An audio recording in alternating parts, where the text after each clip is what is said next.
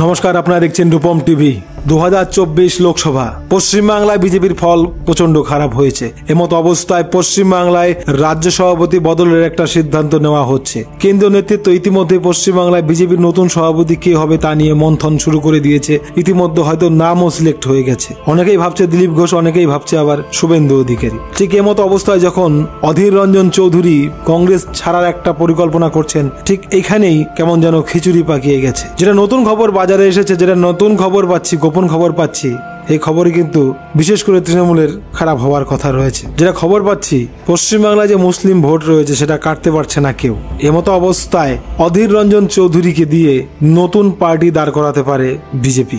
নতুন ভাবে একটা পার্টি বা নতুন একটা দল তৈরি করাতে পারে বিজেপি সাহায্য করে অধীর রঞ্জন চৌধুরীকে দিয়ে একটা নতুন দল গঠন করতে পারে পশ্চিমবাংলা, শুধুমাত্র মুসলিম ভোটটা যাতে কাটে তার জন্য। এদিকে আবার যেটা আরো গুঞ্জন, অধীর রঞ্জন চৌধুরীকে বিজেপির বাংলার সভাপতির দায়িত্ব দেওয়া হতে পারে। যেহেতু এখনো সভাপতি নেই, শুভেন্দু অধিকারী কিংবা দিলীপ ঘোষ হবেন, কিন্তু আবার নতুন খবর অধীর রঞ্জন চৌধুরীকে বিজেপির সভাপতি বানানো হতে পারে। কারণ অধীর রঞ্জন চৌধুরীর মধ্যে লড়াই করার একটা ক্ষমতা রয়েছে। অনেকে মানে অধীর রঞ্জন চৌধুরীকে হিন্দু মুসলমান সকলেই মানে। এরকম একটা অবস্থায় অধীর রঞ্জন চৌধুরীকে রাজ্য সভাপতি করা হবে বলে গুঞ্জন ছড়িয়েছে বাজারে। তবে পরিষ্কার নয় তাকে দিয়ে কি করানো হবে বা সে কি করবে, কিন্তু গুঞ্জন অধীর রঞ্জন চৌধুরী নতুন পার্টি করতে পারে বা বিজেপির রাজ্য সভাপতিও হতে পারে।